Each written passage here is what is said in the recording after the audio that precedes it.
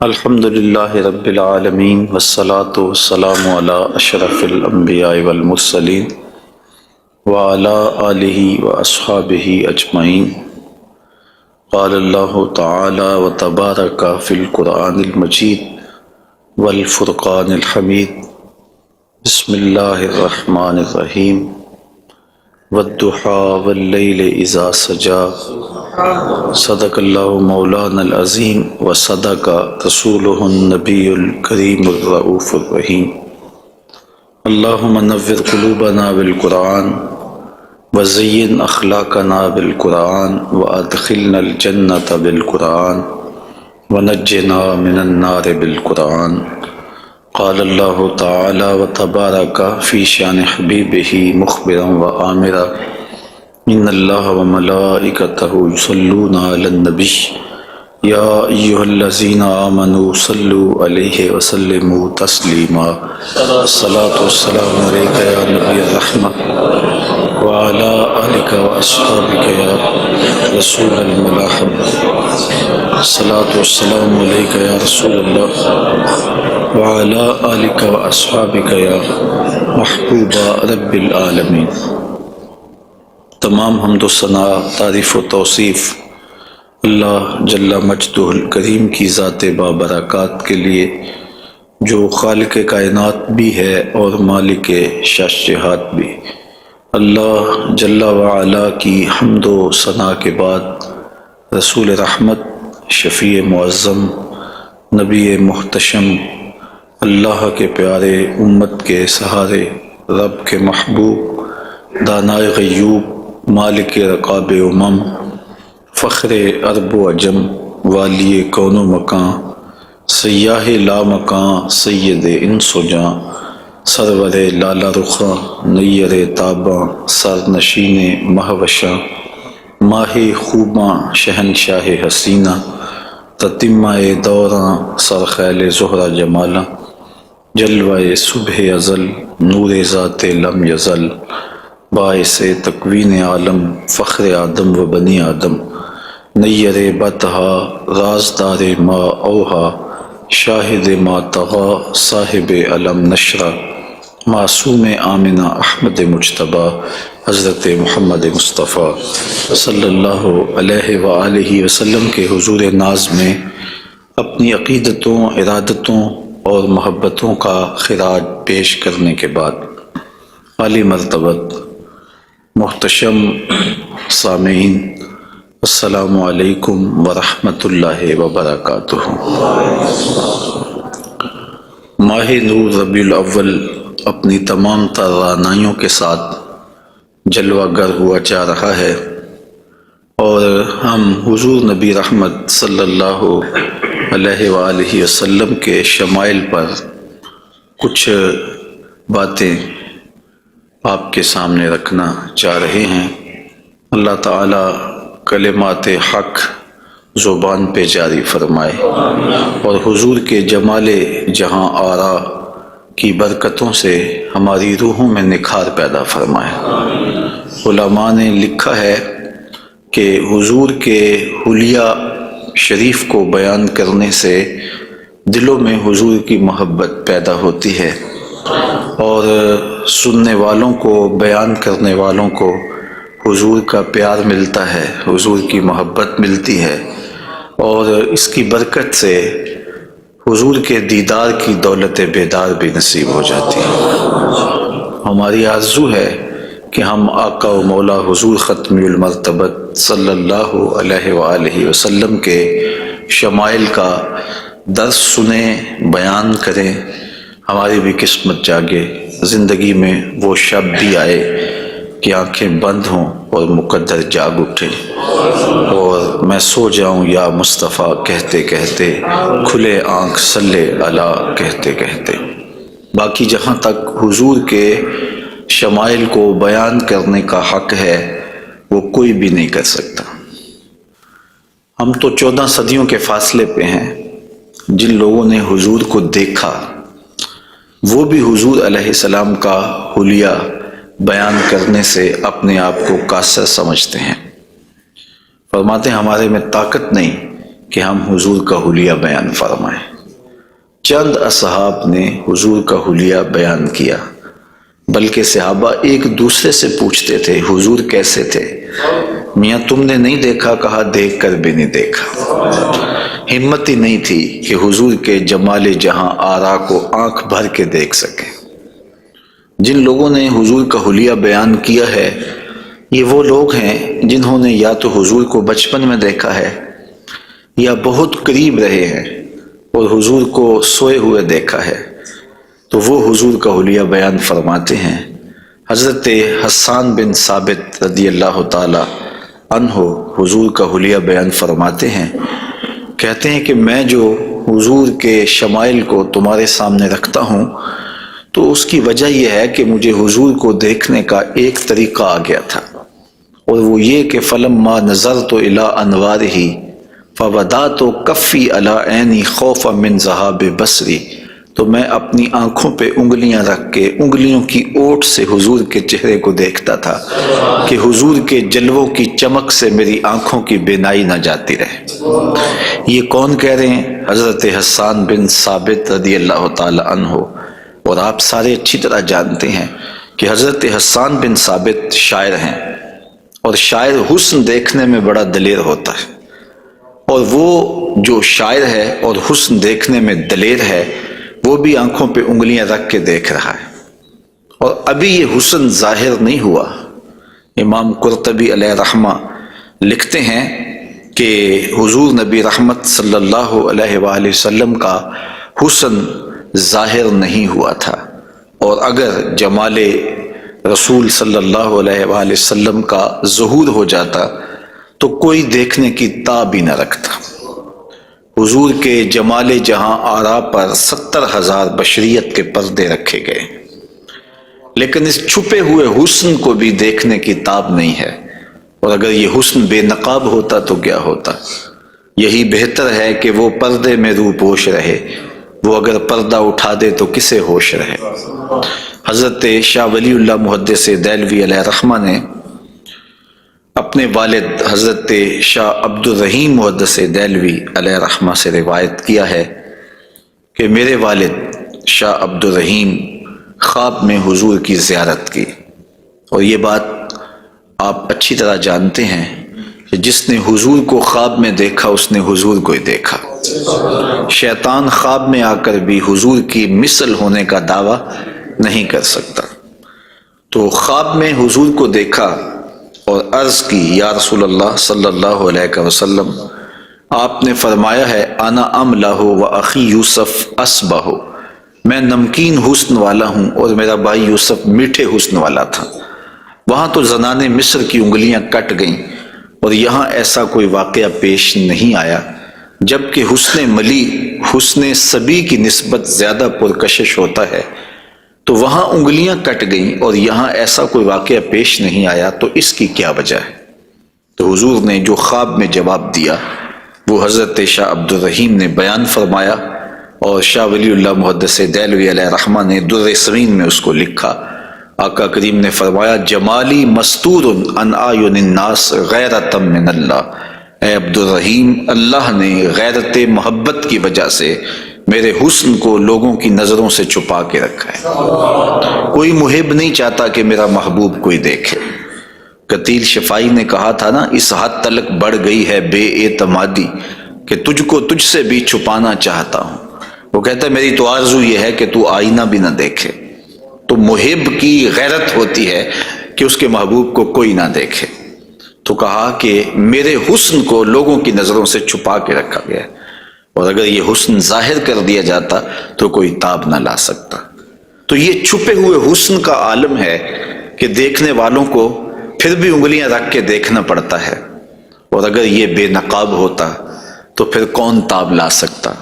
مولانا حسن رضا اعلی حضرت کے برادر محترم فرماتے ہیں وہ اگر جلوہ کریں کون تماشائی ہو۔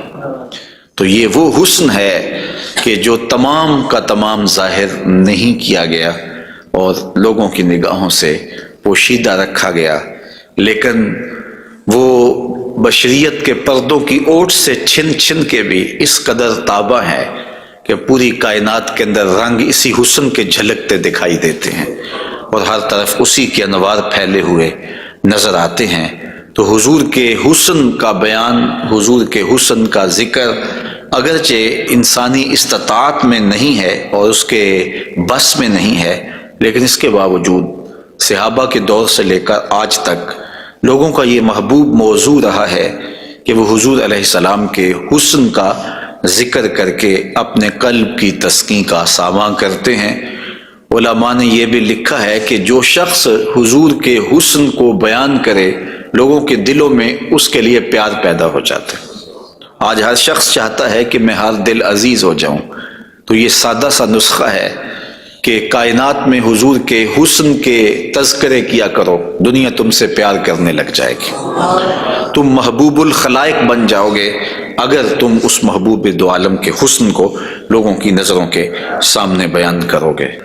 انشاءاللہ حضور کے مختلف اعضاء کے حسن کا ذکر ترتیب وار کیا جائے گا، اور اہل محبت نے اور اصحاب رسول نے اس پر کیا محبتوں کے پھول پیش کیے ہیں۔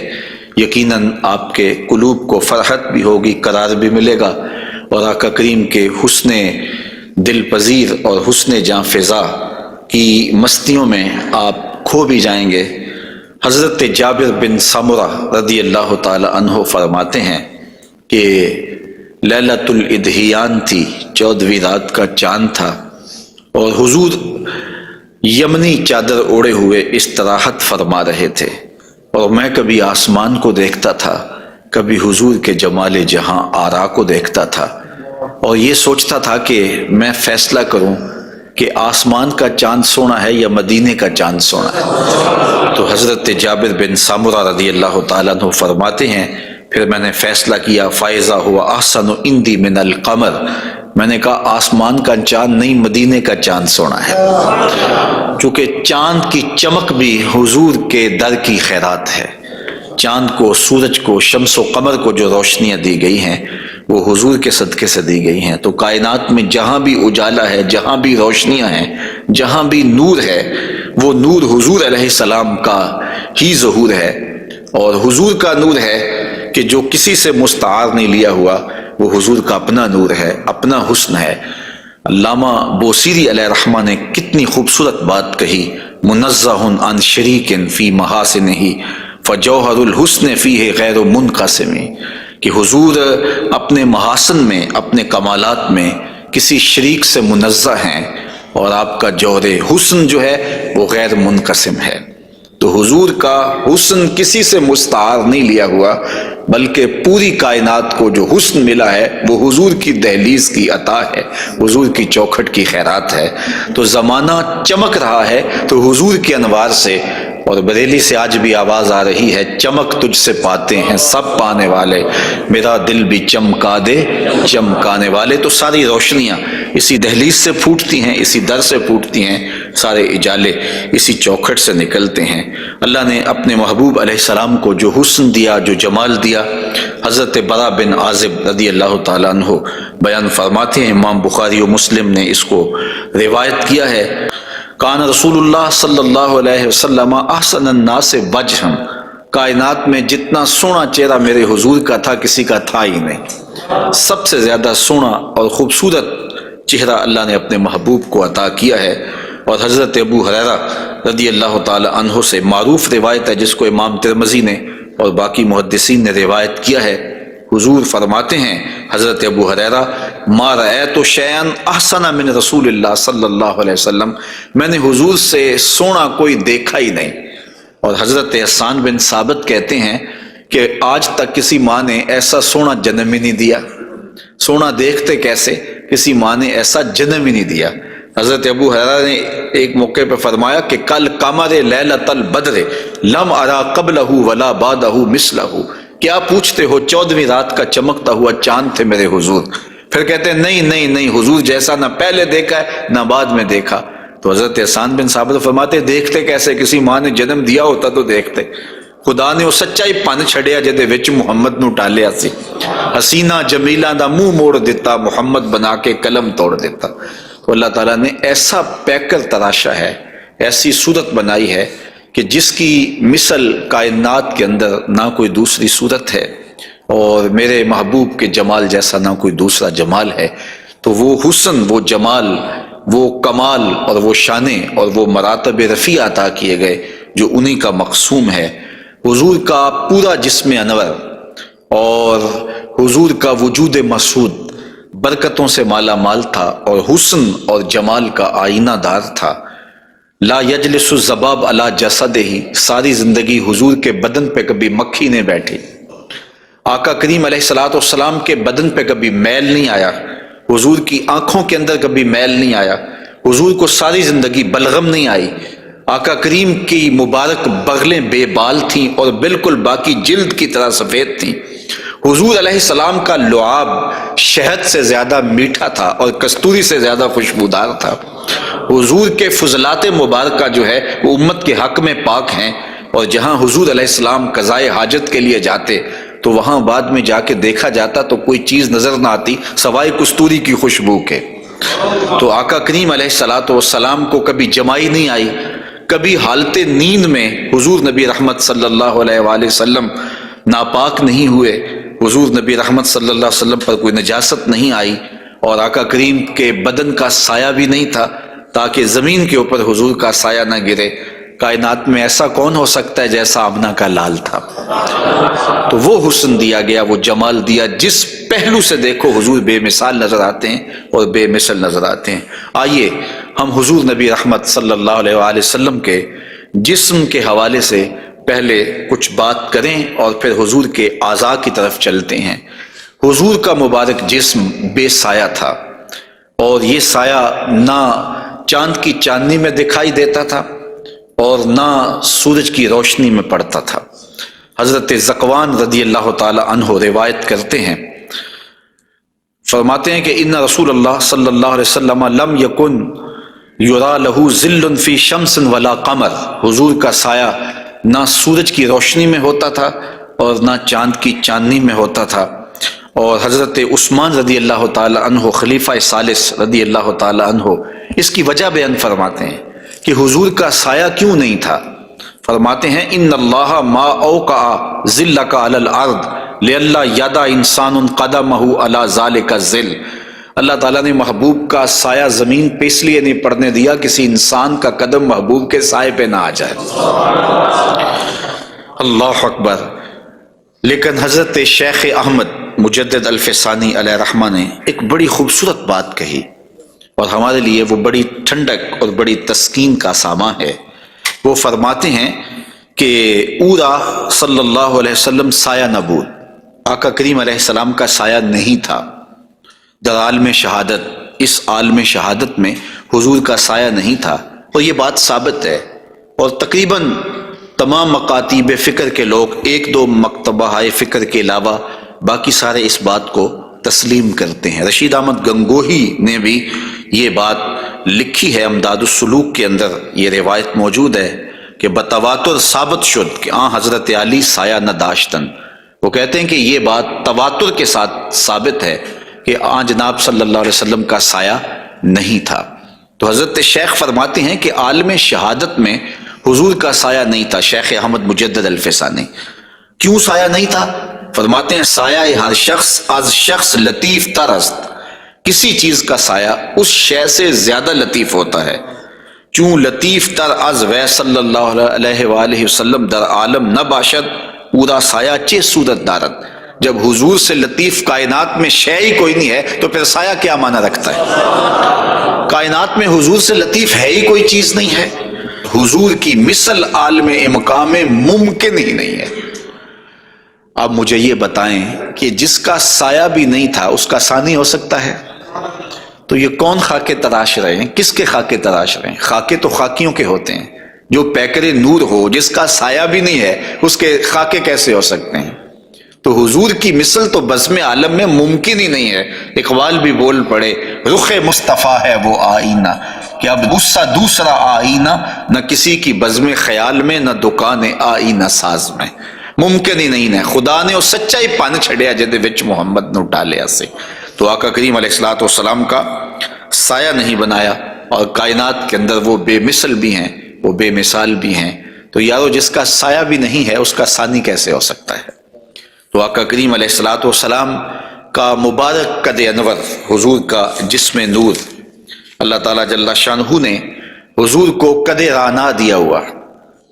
امیر خسرو نے کہا تھا نا، پری پیکر نگارے سرو قد لالا رخسارے، سراپا آفتے دل بود شب جائے کہ من بودم، خدا خود میرے مجلس بود اندر لا مکان خسرو، محمد شم محفل بود شب جائے کہ من بودم۔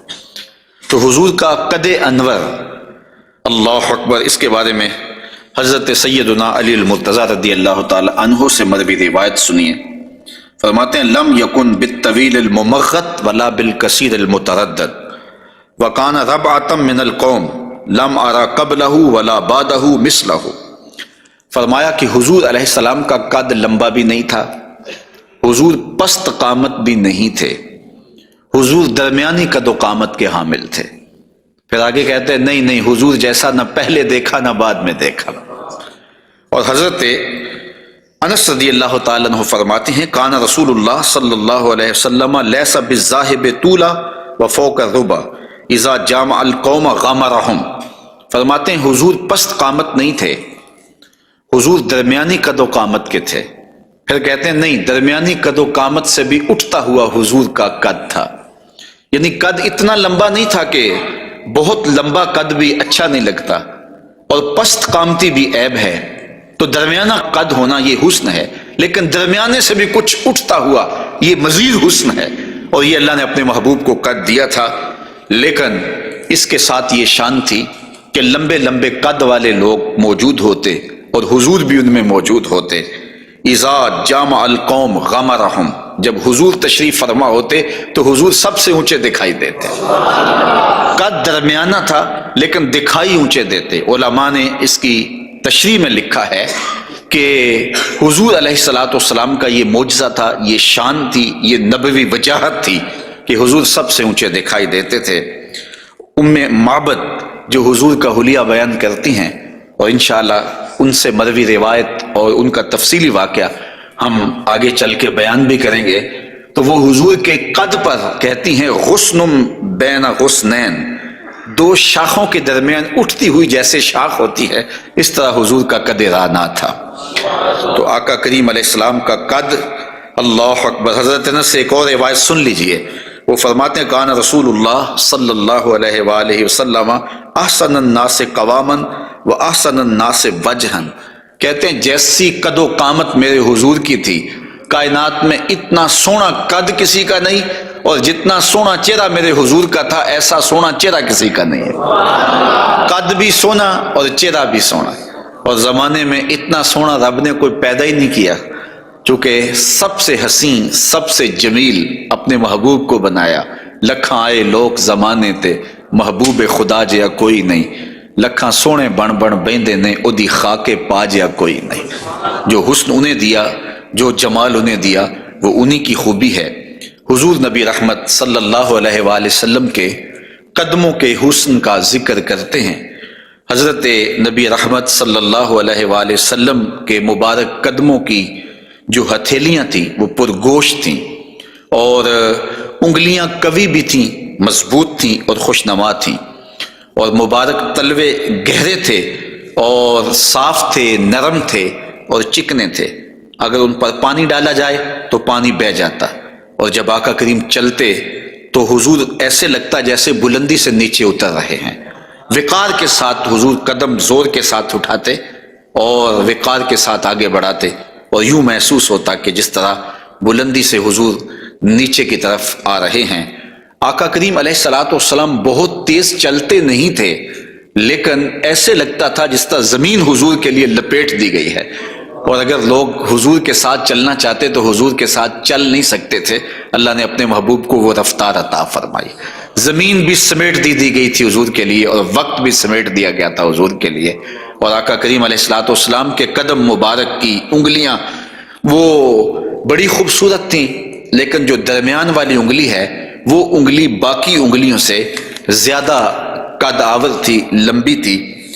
آئیے ذرا اس انگلی کا حال حضرت میمونہ بنت کردم رضی اللہ تعالی عنہا سے سنیے۔ یہ ایک صحابیہ ہیں جو اپنے والد گرامی کے ساتھ حضور کی خدمت میں حاضر ہوئیں۔ تو ان کے والد گرامی نے حضور سے کوئی بات پوچھی، اور آقا کریم اس وقت ناقہ کے اوپر، اونٹنی کے اوپر سوار تھے، تو ان کا جی چاہا کہ میں حضور کا دیدار کروں، لیکن حضور کے چہرے کی وجاہت نے ان کو حضور علیہ السلام کے چہرے کی جانب آنکھ بھر کے دیکھنے نہ دیا، تو کہا اب آئی ہوں تو حضور کے مبارک پاؤں کو دیکھنے لگی۔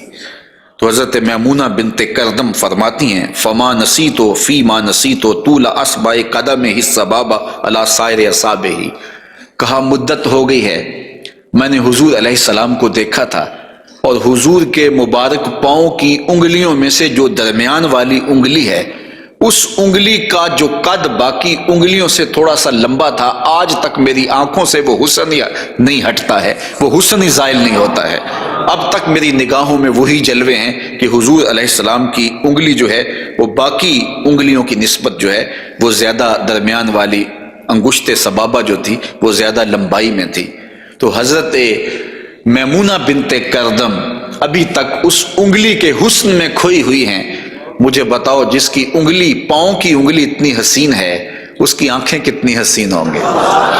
وہ کیا کسی نے کہا نا کہ قدموں میں جبیں کو رہنے دو، چہرے کا تصور مشکل ہے، قدموں پہ جبیں کو رہنے دو، چہرے کا تصور مشکل ہے، جب چاند سے بڑھ کر ایڑی ہے رخسار کا عالم کیا ہوگا۔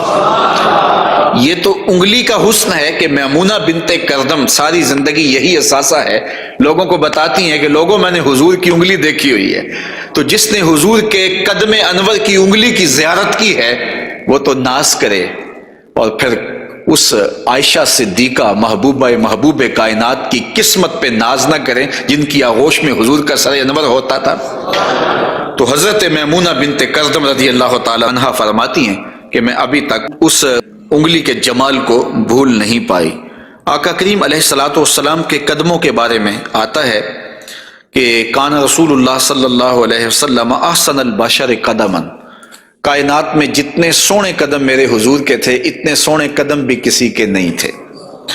حضرت انس اور حضرت ابو ہریرہ اور ہند بن ابی حالہ رضی اللہ تعالیٰ عنہ حضور کے قدموں کے بارے میں شسن القدمین، اور حضرت امام ترمذی نے مسیح القدمین کے لفظ بولے ہیں کہ نرم آپ کے قدم تھے، اور آپ کے قدم جو ہے وہ چمکدار تھے، روشن تھے، آپ کے قدم پرگوشت تھے، اور آپ کے مبارک پاؤں خوبصورت تھے۔ اور تلوے جو تھے اس کے بارے میں دو روایات ہیں، ایک روایت یہ ہے کہ اخمسان، اور ایک روایت کے اندر لفظ ہیں لیس لہا اخمس، کہ جو تلوے ہیں وہ درمیان سے جو ہیں وہ پرگوشت تھے، اور ایک ہے کہ درمیان سے پرگوشت نہیں تھے۔ تو یہ دو روایات کی تطبیق کیسے ہوگی؟ بعض نے کہا کہ حضور کے مبارک تلوے جو تھے وہ درمیان سے پرگوشت نہیں تھے، اور بعض نے کہا کہ بالکل درمیان سے پرگوشت ہی تھے اور بالکل سیدھے تھے۔ علماء نے کہا کہ درمیان سے خلا تو تھا، لیکن جب حضور قدم رکھتے تھے تو آقا کریم علیہ السلام قدم جو ہے وہ پوری طرح جماؤ کر کے رکھتے تھے، اور جب وہ نقش بنتا تھا تو وہ نقش پورا بنتا تھا۔ اور یہاں محدثین نے کمال کر دی، کہا رب نے یہ نہیں چاہا کہ میرے محبوب کے تلووں کا نقش ناتمام بنے، نقش پورا بنتا تھا۔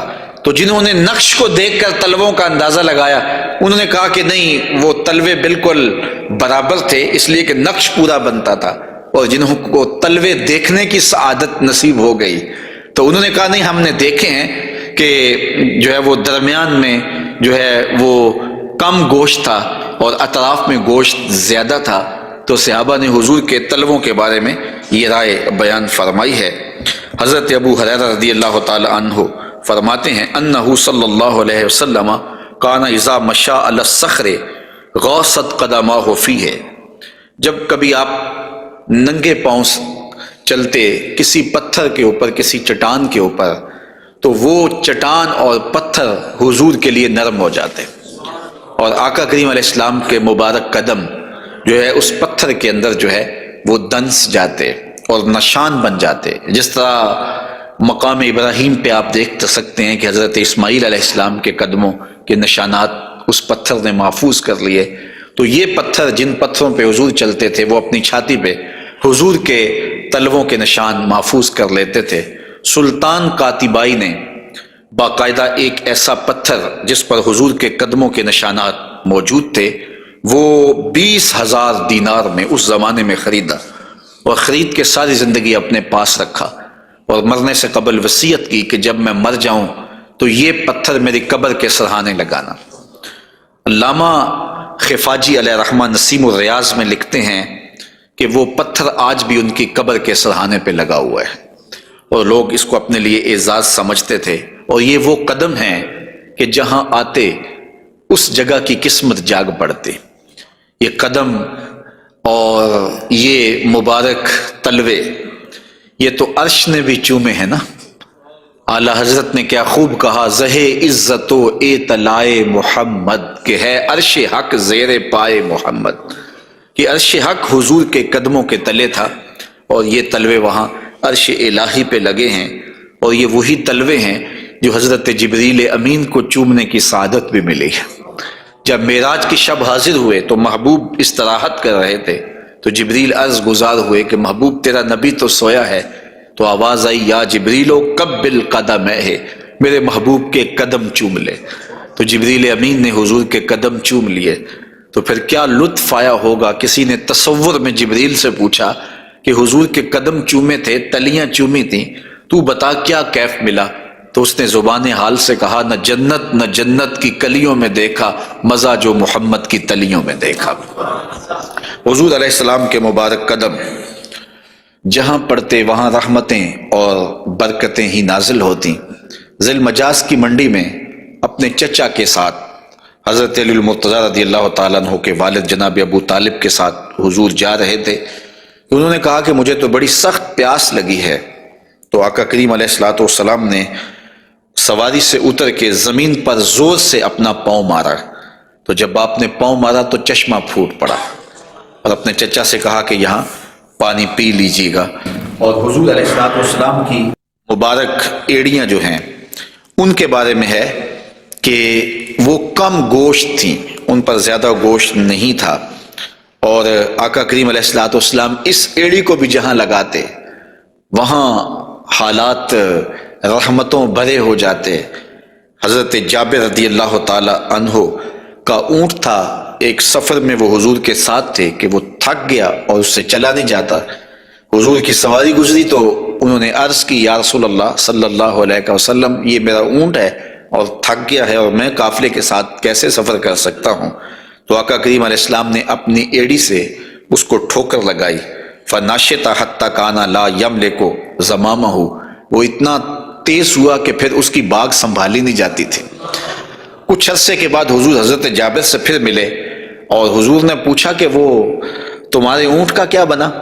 تو انہوں نے کہا بخیرن قد اصابت ہو برکتوں کا، حضور آپ کی برکت کی وجہ سے اب خیر ہی ہو گئی ہے۔ تو وہ تو اب سنبھالا نہیں جاتا ہے اور اتنا سریع و رفتار ہو گیا ہے، اور یہ بات آپ کبھی بھی بھول نہیں سکتے ہیں کہ حضور احد پہ تشریف لے گئے تھے، تو وہ حضور کے آنے کی خوشی میں جھوم اٹھا تھا، تو حضور نے ایڑی ہی ماری تھی، زور کے ساتھ ایڑی لگاتے ہوئے حضور نے کہا فَضَرَبَهُ بِرِجْلِهِ فَقَالَ اُثْبُتْ، حضور نے کہا کہ اے احد رک جا، تو جھوم رہا ہے جانتا نہیں، فَإِنَّمَا عَلَيْكَ نَبِيٌّ وَصِدِّيقٌ وَشَهِيدَانِ، تیرے اوپر ایک اللہ کا نبی ہے، ایک صدیق ہے اور 2 شہید ہیں۔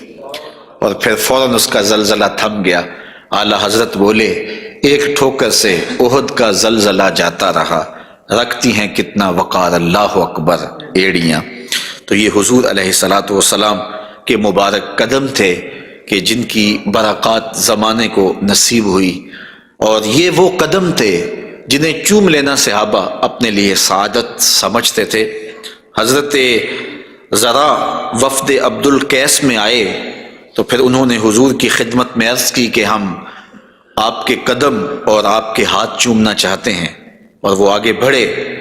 وہ خود فرماتے ہیں فَنُقُبِّلُ یَدَ رسول اللہ صلی اللہ علیہ وسلم وَرِجْلَهُ، ہم نے حضور علیہ الصلوۃ والسلام کے ہاتھ بھی چومے، ہم نے حضور کے پاؤں بھی چومے۔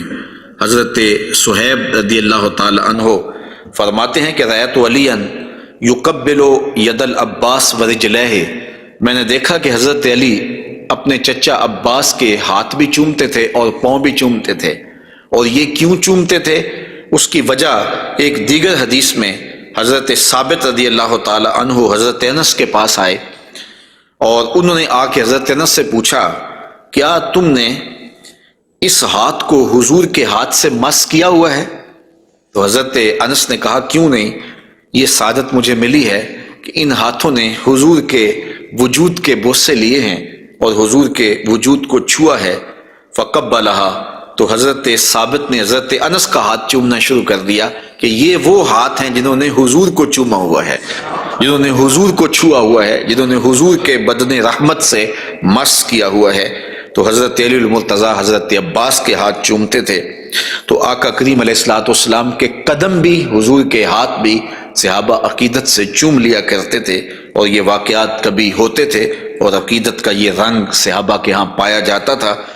حضور نبی رحمت صلی اللہ علیہ وآلہ وسلم وہ قدم جو برکتوں کے لیے، رحمتوں کے لیے اگر کسی اونٹ پہ لگتے ہیں تو وہ تیز ہو جاتا ہے، اور اگر زمین پہ مارتے ہیں تو چشمہ پھوٹ پڑتا ہے، اور اگر پہاڑ پہ لگاتے ہیں تو اس کا زلزلہ رک جاتا ہے۔ ان قدموں پہ کھڑے ہو کے ساری رات عبادت میں گزار دیتے ہیں، حتی تتورم قدماہ، یہاں تک کہ حضور کے مبارک قدم سوج جاتے ہیں، اور اللہ کے یوں شکر گزار بندے بن کے اپنی زندگی حضور گزارتے ہیں۔ تو آقا کریم علیہ الصلوۃ والسلام کے مبارک قدم خوبصورت تھے، اور اس کی تلیاں بھی خوبصورت تھیں، قدموں کا حسن بے مثال تھا۔ اور آقا کریم علیہ السلام کی پنڈلیوں کے بارے میں، حضور کی پنڈلیوں کے بارے میں حضرت جابر بن سمرہ رضی اللہ تعالی عنہ سے مروی ایک روایت سنیے۔ فرماتے ہیں کان فی ساق رسول اللہ صلی اللہ علیہ وسلم حموشۃ، آقا کریم علیہ الصلوۃ والسلام کی مبارک جو پنڈلیاں تھیں وہ نرم و نازک، پتلی اور خوبصورت تھیں۔ اور آقا کریم کی پنڈلیوں کے بارے میں سراقہ بن مالک رضی اللہ تعالی عنہ نے جو کہا ہے وہ بڑی خوبصورت بات کہی ہے۔ آپ سمجھتے ہیں، آپ جانتے ہیں کہ جب حضور مکے سے ہجرت فرما کے مدینہ تشریف لے گئے تو 100 سرخ اونٹ انعام حضور کی گرفتاری کے لیے رکھا گیا۔ تو سراقہ بن مالک بھی حضور کو گرفتار کرنے کے لیے حضور کا پتہ اور حضور کی تلاش میں نکلا تھا اور حضور کو ڈھونڈ رہا تھا۔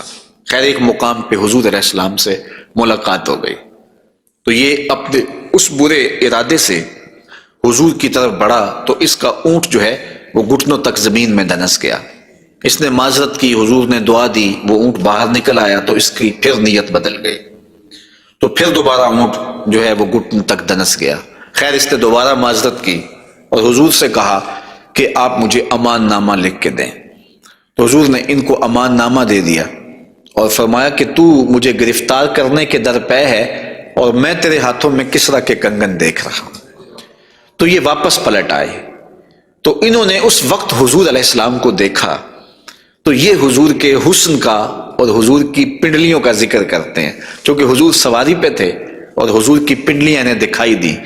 تو حضرت سراقہ بن مالک کہتے ہیں کہ فلما دنوت منہ، جب میں حضور کے نیڑے ہوا اس نیت سے کہ میں حضور کو گرفتار کروں، وہو علی ناقتہ، تو حضور اپنی اونٹنی کے اوپر سوار ہیں۔ تو پھر کیا ہوا؟ تو جعلت انظر الی ساقہ، تو میں حضور کی پنڈلیوں کو دیکھنے لگا۔ ایسا جعلت انظر، میں دیکھنے لگا، میری نظر جم گئی حضور کی مبارک پنڈلی پر۔ وہ کس طرح کہ اتنی خوبصورت تھی، کہتے ہیں کأنہا جمارہ، پنڈلی ایسے تھی جس طرح جمارہ ہوتا ہے۔ آپ نے کبھی دیکھا ہو کھجور کا درخت، تو کھجور کے درخت سے نیچے شاخیں پھوٹتی ہیں، تو جب نئی شاخ نکلتی ہے تو وہ اتنی خوبصورت ہوتی ہے اور اتنی نرم اور نازک اور گداز ہوتی ہے کہ اس کو چھو لینے کو جی چاہتا ہے۔ تو اس شاخ کو عربی میں جمارہ کہتے ہیں۔ تو وہ کہتے ہیں میں حضور کی پنڈلیوں کا کیا بتاؤں، جس طرح وہ کھجور کی تازہ شاخ نکلتی ہے جس کو دیکھنے سے جی نہیں رجتا، حضور کی پنڈلیاں جمارہ کی طرح تھیں۔ تو یہ انہوں نے ایک اپنے محاورے کے مطابق مثال دی، ورنہ حضور علیہ الصلوۃ والسلام کی پنڈلیوں کے لیے کوئی لفظ ہی نہیں ہے جو اللہ نے اپنے محبوب کو پنڈلیوں کا حسن دیا۔ اچھا، حضور کی پنڈلیوں کے بارے میں سنو میرے امام اعلی حضرت نے کیا کہا، کمال کر دی۔ ساک اصل قدم شاخ نخل کرم، اعلی حضرت فرماتے ہیں ساک اصل قدم، جو پنڈلی ہے، جو قدم کی اصل ہے، شاخ نخل کرم، جو کرم کی کھجور ہے، یہ اس کی شاخ ہے۔ اللہ اکبر، شم راہ اصابت پہ لاکھوں سلام۔ تو حضور علیہ الصلوۃ والسلام کو اللہ تعالیٰ نے پر نور، پتلی اور جو ہے وہ گوری رنگت کی اور لطیف اور خوبصورت پنڈلیوں سے نوازا تھا۔ اور حضور کے زانوئے منور کے بارے میں حضرت علی المرتضیٰ رضی اللہ تعالیٰ عنہ فرماتے ہیں دخم الکرادیس، رسول کریم صلی اللہ علیہ وآلہ وسلم کے مبارک زانوئے نور کے بارے میں دخم الکرادیس کے لفظ بھی ہیں، اور دوسری روایت مروی ہے سعد ابن ابی شیبہ سے، اس میں لفظ ہیں کان رسول اللہ صلی اللہ علیہ وسلم جلیل المشاش، آقا کریم علیہ الصلوۃ والسلام کے زانو مبارک مضبوط تھے، پرگوشت تھے اور خوبصورت تھے۔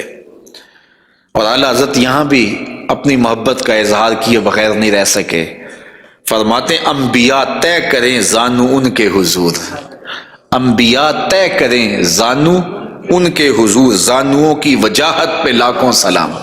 یہ وہ زانو ہے جہاں نبی بھی زانو طے کرے، یہ وہ شان ہے ان زانوؤں کی۔ حضور نبی رحمت صلی اللہ علیہ وآلہ وسلم کے مبارک قد انور کے فضائل بھی آپ نے سنے، حضور نبی رحمت صلی اللہ علیہ وآلہ وسلم کی پنڈلیوں کا تذکرہ بھی سنا، حضور کے پائے نور کی باتیں بھی آپ نے سنی، اور اب آقا کریم علیہ الصلوۃ والسلام کے بطن اقدس اور حضور علیہ الصلوۃ والسلام کے پہلوؤں کا ذکر آپ کے سامنے کیا جاتا ہے۔ لیکن اگر آپ چاہیں تو ایک چائے میں بھی پی لوں اور ایک آپ بھی پی لیں۔